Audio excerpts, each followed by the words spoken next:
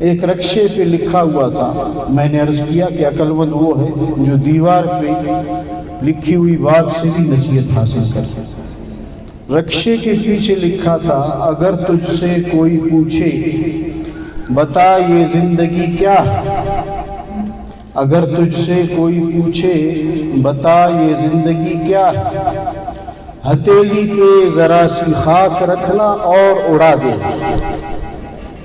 میں اور آپ جو یہاں بیٹھے مشکات شریف میں بھی حدیث لی گئی ہے، 100 سال مختصر میں عرض کر رہا ہوں، 100 سال گزرنے کے بعد، یہ 2025 ہے، 2125، ہم میں سے کوئی بھی نہیں ہو جس کو زیادہ سے زیادہ شوق ہو اس وقت اس کی عمر 40 ہے تو 140 سال ہوگا، کیا حال ہوگا اس وقت اس کا۔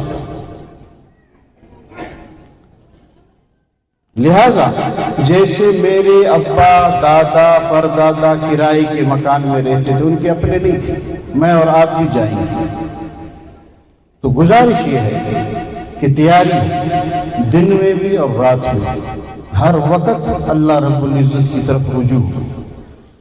جیسے آیت میں نے آپ کے سامنے رکھی، اس میں اللہ رب العزت کیا فرماتے ہیں کہ موت اور زندگی کو میں نے کیوں پیدا کیا، تاکہ تمہیں پرکھوں جانچوں دیکھوں کون اچھے اعمال کر کے میرے پاس آتا ہے۔ تو سب سے پہلی نصیحت میرے لیے بھی، آپ کے لیے بھی، ہماری ماں و بہنوں کے لیے، کہ رات جو گزری ہماری، کل رات، یہ جو رات گزری، اس میں ہم نے اللہ کو راضی کیا یا ناراض کیا؟ آج جو دن گزرا ہے، ابھی 3 بجنے کو ہے، اس میں ہم نے کیا عمل کیا؟ اللہ اکبر۔ دنیا کی باتیں کرنے کا مجھے اور آپ کو وقت ہے، کاروبار کا، باتوں کا، اللہ کی یاد کے لیے، اللہ کے نبی کے لیے درود شریف کا ہدیہ بھیجنا، اس کا وقت ہے۔ یہ ارمان اور افسوس کی بات ہے۔